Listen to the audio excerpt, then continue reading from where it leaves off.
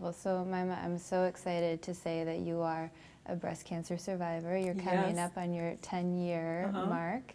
And I know that you started a lot of these advocacy efforts. You started Tigerlily Foundation as you were getting your chemotherapy treatment. So how have you seen advocacy work change over the last 5 or more years? Well, I am really, first of all, proud to be a part of a community that's changed the landscape, of breast cancer in young women. When I was diagnosed, first I was misdiagnosed and told I was too young to get breast cancer. So that's where my whole premise came from. How many other young women are there who are being told they're too young to have breast cancer and coming back to find out they're metastatic or have a more advanced stage breast cancer. Excuse me. So the discussions that we're having now and seeing other advocacy groups doing the similar work, different focus areas, of course, but similar work is just amazing to me that people are not often, you don't hear as much, you're what, oh, how old again? You're hearing, oh, yeah, I've heard about this before, and we're trying to do programs in our hospital center or within our organization that focus on women who are younger. So it was something that was kind of like, oh, really?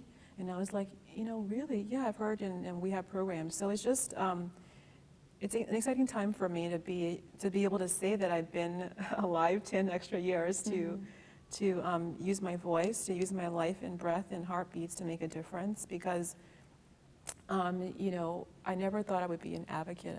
When I first began my treatment, I was like, what? Who are advocates? What do they do? They sounded so powerful and all-knowing, and any woman could be an advocate. Any young girl could be an advocate at any age. One of the things that we do is educate young girls who are as young as 12 and 13 about advocacy.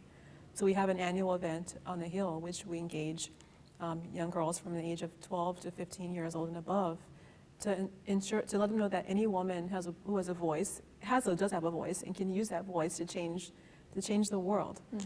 I, for one, I always go back to like when I came here at 15 years old, not knowing that I could make such a difference by just talking, and then having had breast cancer, and then thinking, okay, there's all this information out there, and there's all these foundations and really awesome groups, but no one's talking about issues that affect me. I'll just talk about it more and see what happens. And just talking and asking questions put me in a position to really help other young women. And now we're looking at going into our 10th year of existence. So it's incredibly humbling to be able to see the difference that our work has made. It's incredibly humbling to see the young women that have come through our doors and called, who have gone through treatment, who are now themselves being advocates.